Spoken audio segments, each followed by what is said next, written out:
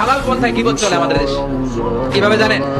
কথা শুরু করে এইভাবে, কথা বললে তো গীবত হয়ে যায়, বললে তো গীবত হয়ে যায়, তারপরেও বলি আছে না নাই?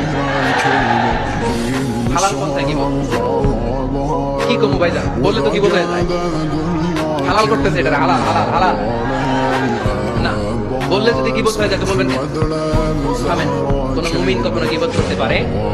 মেরাজের রাতে আল্লাহর হাবিব সাল্লাল্লাহু আলাইহি ওয়াসাল্লাম দেখলেন কিছু লোক আফওয়ার মিন নুহাস, তামার আগুন দিয়ে নখ বানানো, নখর ধারালো, ইয়াখতাশুনা বিহি ওয়ুজুহাহুম ওয়া সুদুরহুম, তারা তাদের নখ দিয়ে জাহান্নামে নিজের গালের গোশতগুলো, বুকের গোশতগুলো ছিঁড়ে ছিঁড়ে খাচ্ছে, আর তাদের ব্যথা যন্ত্রণা দেখে পুরো জাহান্নামের অন্য লোকরা থারথার করে কাঁপছে। আল্লাহর হাবিব বললেন, ইয়া জিবরিল মান হুম মান হাউলা, এরা কারা?